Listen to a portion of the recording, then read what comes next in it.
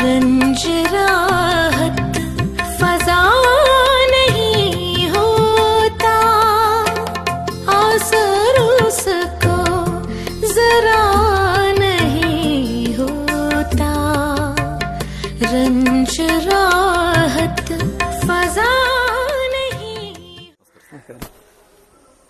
അഞ്ചൽ സ്വദേശി. അവിടെ നിന്നും ആദ്യം എങ്ങനെയായിരുന്നു? ചിത്രകാരനായിട്ടായിരുന്നു തുടക്കമെന്ന് കേട്ടിട്ടുണ്ട്. അതെ. അതിനുശേഷം കലാസംവിധായകനാകുന്നു. അതിനുശേഷം അമ്മാനം കിളിയിലൂടെ സംവിധായകനായി മാറുന്നു. എങ്ങനെയായിരുന്നു അതിൻ്റെ ഒരു വരവ്? കോളേജ് ഓഫ് ഫൈൻ ആർട്സിലാണ് പഠിച്ചത്. സ്കൾപ്ചർ സ്പെഷ്യലൈസ് ചെയ്തു. അത് കഴിഞ്ഞ് ആർട്ട് ഡയറക്ടറായിട്ട് സിനിമയിൽ ചില്ലെന്ന് പറഞ്ഞ സിനിമയാണ് ശരിക്കും അതിനകത്ത് തുടങ്ങുന്നത്. അതിനു മുമ്പ് ശേഷക്രിയ എന്ന് പറഞ്ഞൊരു സിനിമയുടെ പശ്ചാത്തലത്തിലൊക്കെ സഹകരിക്കാൻ പറ്റി. അത് കഴിഞ്ഞിട്ട് ലെനിൻ രാജേന്ദ്രൻ്റെ ചില്ലെന്ന് പറഞ്ഞ സിനിമയുടെ പകുതി ആർട്ട് ഡയറക്ഷൻ ചെയ്തു. പിന്നീട് അങ്ങോട്ട് 1 by 1 ആയിട്ട് പഞ്ചവടി പാലം, അങ്ങനെ കലാസംവിധായകനായിട്ടാണ് സിനിമയിലേക്ക്. അന്നൊക്കെ നമുക്ക് ഈ മോഡൽസായിട്ട് ഭരതൻ ഈ ആർട്ട് ഡയറക്ടറിലേക്ക് വന്നിട്ടുള്ള ഒരുപാട് നല്ല നമുക്ക് മോഡൽസായിട്ടുണ്ടായിരുന്ന നമ്മൾ ആരാധിക്കുന്ന ഒരു കുറേ അധികം ആൾക്കാരുണ്ടായിരുന്നു. അപ്പോൾ ആ ഒരു സ്വപ്നം അവരെ പോലെ ആവുക, അവരെ പോലെ സംവിധാനമാകുക, നല്ല സിനിമകൾ ചെയ്യുക. അപ്പോൾ അവരുടെയൊക്കെ ഭരതേട്ടൻ്റെയൊക്കെ സിനിമകൾ അന്നൊരു ഭയങ്കരമായിട്ട് നമ്മളത് ശ്രദ്ധിച്ച ഒരു കാര്യം എന്ന് വെച്ച് കഴിഞ്ഞാൽ, ഒരു സിനിമ പോലെ മറ്റൊരു സിനിമയില്ല. അവരുടെ വ്യത്യസ്തമാണ്. ഒരു സിനിമയുടെ കണക്ക് വേറൊരു സിനിമ ഇരിക്കുന്നത് നാണക്കേടാണ് യഥാർത്ഥത്തിൽ. അതുകൊണ്ട് ആ വെറൈറ്റിക്ക് വേണ്ടിയിട്ട് അവർ ചെയ്യുന്ന ഒരു അധ്വാനവും ആ വെറൈറ്റി എന്തായിരിക്കുമെന്ന് നമ്മൾ കാത്തിരുന്ന് കാണാനായിട്ടിരിക്കുന്ന ഒരു ചെറുപ്പക്കാരുടെ അല്ലെങ്കിൽ അന്നത്തെ നിലവാരം ഉള്ള സിനിമകൾ കാണുന്ന ഒരു നല്ല സമൂഹം ഉണ്ടായിരുന്നു അന്ന്. അപ്പോൾ അത് നമ്മുടെ ഒരു അടിത്തറയായിരുന്നു. പിന്നെ അമ്മാനംകിളിയിലൂടെയാണ്. അമ്മാനംകിളി എന്ന് പറഞ്ഞ കുട്ടികളുടെ സിനിമയാണ് ആദ്യമായിട്ട് ചെയ്തത്. പക്ഷെ അത് റിലീസ് ചെയ്യാൻ പറ്റിയില്ല. പക്ഷെ അതിന് സ്റ്റേറ്റ് അവാർഡൊക്കെ കിട്ടി. കുട്ടികളുടെ സിനിമയ്ക്കുള്ള അവാർഡ് കിട്ടി. അതൊരു ചെറിയ സിനിമയായിരുന്നു. അപ്പം അന്ന് ഈ ദൂരദർശൻ്റെ ഇന്നത്തെ പോലെ ചാനലുകളില്ല, പ്രൈവറ്റ് ചാനലുകളില്ല, ദൂരദർശൻ മാത്രമേ ഉള്ളൂ. അപ്പോൾ ദൂരദർശനിൽ ടെലികാസ്റ്റ് ചെയ്യാൻ കയറി കൂടിയാൽ തന്നെ നമ്മുടെ കോസ്റ്റ് കവർ ചെയ്ത് കിട്ടും. അപ്പോൾ അവാർഡൊക്കെ ഉണ്ടെങ്കിലേ അതിന് കിട്ടും. അപ്പോൾ അത്തരത്തിലുള്ള ഒരു 1 hour ഫിലിമായിരുന്നു അത്, കുട്ടികളുടെ സിനിമ. അത് കഴിഞ്ഞിട്ട് പിന്നെ ഒരു തമിഴ് സിനിമ ചെയ്തു, തങ്കക്കൊലുസ് എന്ന് പറഞ്ഞിട്ട്. അത് തമിഴിൽ അതൊരു കൊമേഴ്ഷ്യൽ സിനിമയായിരുന്നു. കംപ്ലീറ്റ്ലി പുതുമുഖങ്ങളെ വെച്ചിട്ട് ചെയ്ത ഒരു സിനിമയായിരുന്നു. അത് കഴിഞ്ഞിട്ടൊരു ഗ്യാപ്പ് വന്നു. അല്ല, ആർട്ട് ഡയറക്ഷൻ ചെയ്യുന്നുണ്ടായിരുന്നു. അയ്യർ ദ ഗ്രേറ്റ് ഒക്കെ അതിന് ശേഷമാണ്. അയ്യർ ദ ഗ്രേറ്റ് അതെ അതിന് ശേഷമാണ്. അപ്പം കലാസംവിധായകനായിട്ടും സംവിധായകനായിട്ടും ഒരേ സമയം തന്നെ ഡയറക്റ്റ് ചെയ്തുകൊണ്ടിരിക്കുമ്പോൾ തന്നെ ആർട്ട് ഡയറക്ഷനും ചെയ്യുന്ന ഒരു രീതി ആയിരുന്നു അന്നുണ്ടായിരുന്നത്. അപ്പോൾ അതിനിടയ്ക്ക് നമ്മുടെ ഒരു ജീവിതത്തിലെ തന്നെ നമ്മുടെ കാഴ്ചപ്പാടുകളും നമുക്ക് നമ്മളുടെ ജീവിതത്തിന് ചില ഘട്ടം എന്നൊക്കെ പറയത്തില്ലേ, അതൊക്കെ സംഭവിച്ചു. അപ്പോൾ അതിൽ നമ്മുടെ കാഴ്ചപ്പാടുകൾക്ക് മാറ്റം ഉണ്ടാവുന്നു. പിന്നെ അങ്ങനെയാണ് നമ്മുടെ ഒരു തുടക്കം. എനിക്കൊന്നൊരു മലയാള സിനിമയിലൊരു കൊമേഴ്സ്യൽ മേഖലയിലേക്ക് ആദ്യം വരുന്നത് ബട്ടർഫ്ലൈസിലൂടെ. അതെ, ഒരു വലിയ ഹിറ്റ് തന്നെയായിരുന്നു. അതെ, പ്രത്യേകിച്ച് അന്ന് ഏറ്റവും കൂടുതൽ നല്ല തിളങ്ങി നിന്നിരുന്ന മോഹൻലാലിനെ പോലെ ഒരു സൂപ്പർ സ്റ്റാറിനെ ഹീറോ ആക്കിയിട്ട് നല്ല ബഡ്ജറ്റിൽ തന്നെ ചെയ്തു. അതെ അതെ അതെ അത് കാരണം അത് ഒരു അന്നത്തെ മോഹൻലാലിനെ ഇഷ്ടപ്പെടുന്ന തരത്തിലുള്ളൊരു റോളായിരുന്നു. പിന്നെ ഒരു കൊമേഴ്ഷ്യൽ സിനിമയാണെങ്കിലും ഒരു നിലവാരം സൂക്ഷിച്ച ഒരു സിനിമയായിരുന്നു. കാരണം ഒരു കൊമേഴ്ഷ്യൽ സിനിമയ്ക്ക് ഇന്നത്തെ കൊമേഴ്ഷ്യൽ സിനിമയെ നമ്മൾ പറയുമ്പോഴത്തേക്ക് അത് ഏത് തരത്തിൽ വന്ന് ഭവിക്കുമെന്നൊന്നും നമുക്ക് പറയാൻ പറ്റില്ല.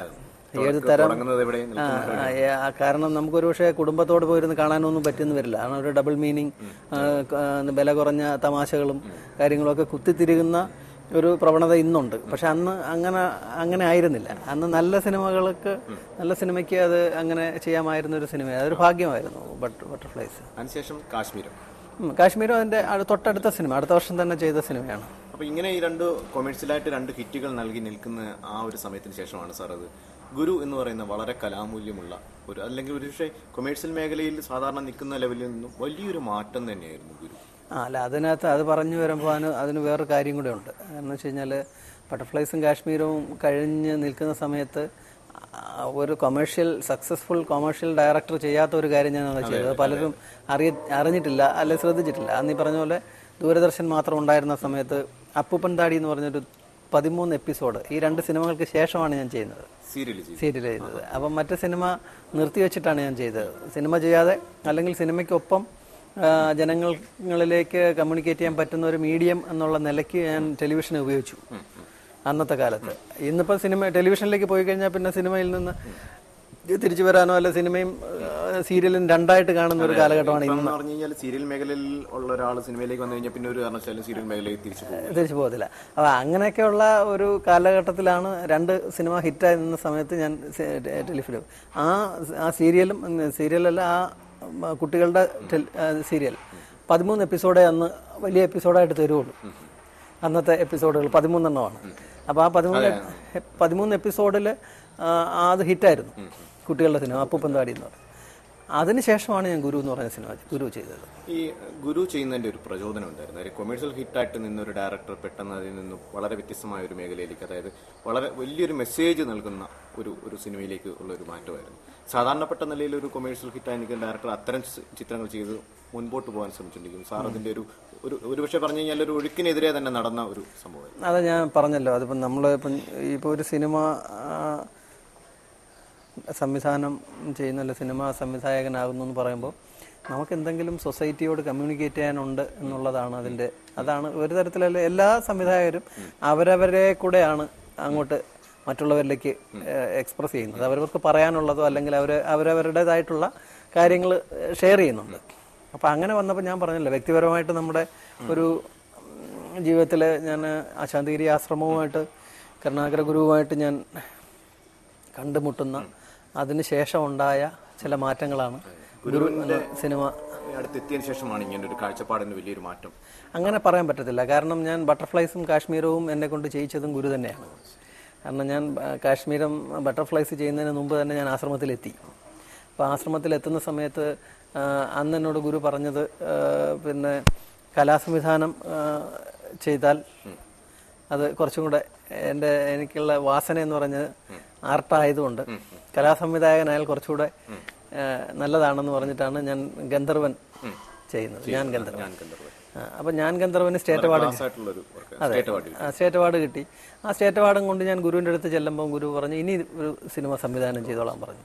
അപ്പോൾ അങ്ങനെ എൻ്റെ ജീവനിലുള്ള ഒരു ഭാഗ്യം എന്ന് പറഞ്ഞതിൻ്റെ ഒരു ലെവലിനെ ഉയർത്തിയതിന് ശേഷമാണ് ഗുരു ഒരു കൊമേഴ്ഷ്യൽ സിനിമ ചെയ്യാനായിട്ട് പറയുന്നത്. അപ്പം നമ്മൾ ഗുരുവിൽ നിന്ന് പഠിച്ച ഒരു കാര്യം എന്ന് പറഞ്ഞു കഴിഞ്ഞാൽ മനുഷ്യരെ സംബന്ധിച്ചിടത്തോളം ഇപ്പോൾ പ്രത്യേകിച്ചും എല്ലാവരും ശരിക്കും കമ്മ്യൂണിസം പറയുന്നുണ്ട്. അതായത് ഉള്ളവൻ ഇല്ലാത്തവന് കൊടുക്കട്ടെ എന്ന് പറയും. ഉള്ളവൻ ഇല്ലാത്തവന് കൊടുക്കട്ടെ. അപ്പോൾ അത് കേൾക്കാൻ നമുക്ക് ഭയങ്കര സന്തോഷം. അപ്പോൾ സോഷ്യലിസം വരുന്നു എന്നുള്ളതാണ് അതിനകത്ത് വരുന്നത്. അപ്പം ഒരുപാട് സമ്പത്തുള്ള ഒരാൾ സമ്പത്തില്ലാത്തവർക്കെല്ലാം കൊടുക്കുന്നു, നല്ലതല്ലേ? അപ്പോൾ എല്ലാവർക്കും ഈക്വൽ ആവുമല്ലോ. അപ്പോൾ ഗുരു പറയുന്നത് അത് ശരിയാണ്, പക്ഷേ അതിൻ്റെ കുറച്ചും കൂടെ പിന്നിലേക്ക് നമ്മൾ ചിന്തിക്കണമെന്നാണ് പറയുന്നത്.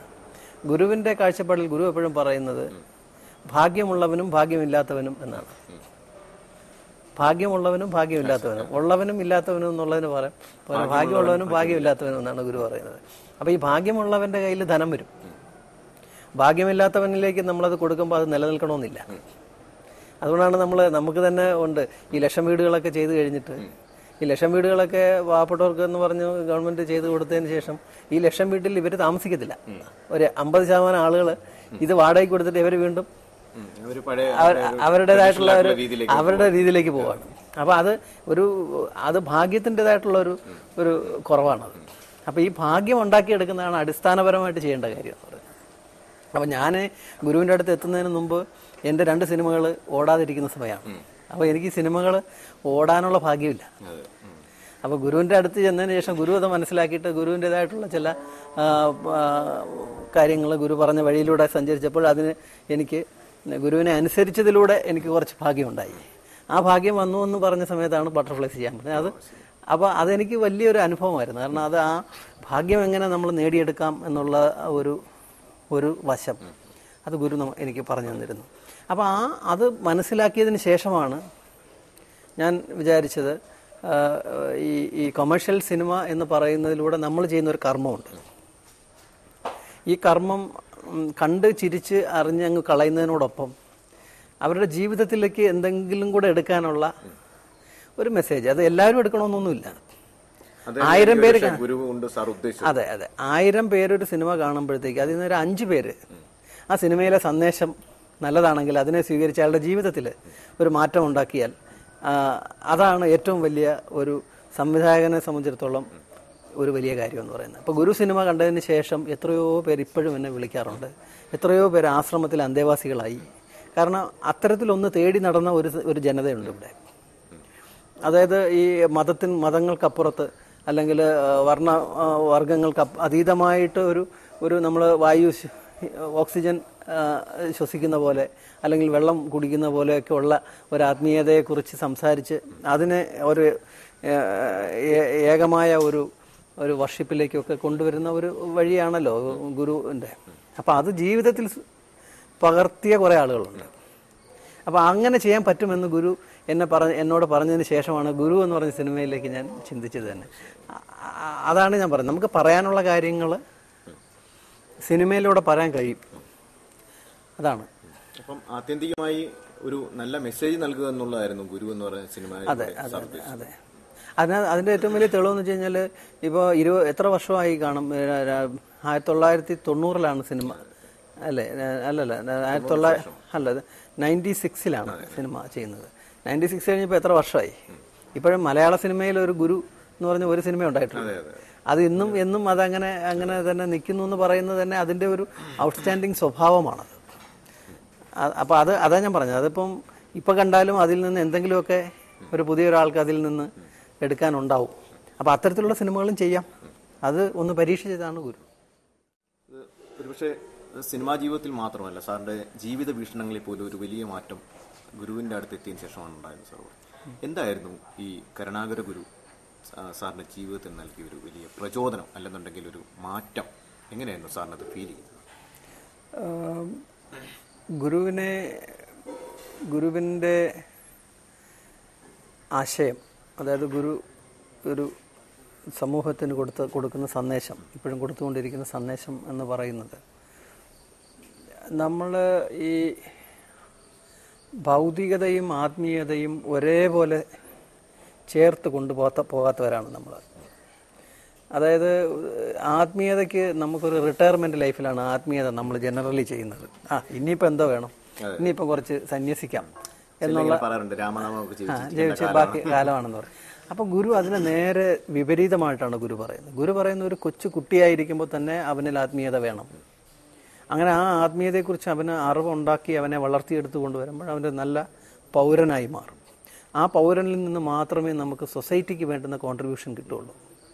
അപ്പോൾ അങ്ങനെ വരുമ്പോഴത്തേക്ക് ഈ ആത്മീയത ജീവിതത്തിൽ ഭൗതികതയും ആത്മീയതയും കൂടെ ഒരുമിച്ച് ചേർത്തുകൊണ്ട് പോകണമെങ്കിൽ വീട്ടിലെ അമ്മ എന്ന് പറഞ്ഞ സ്ത്രീ അറിവുള്ളവളാകണം. അറിവെന്ന് പറഞ്ഞു കഴിഞ്ഞാൽ നമ്മൾ ഉദ്ദേശിക്കുന്ന ഡിഗ്രിയോ അല്ലെങ്കിൽ PhD ഒന്നുമല്ല ഗുരു ഉദ്ദേശിക്കുന്നത്.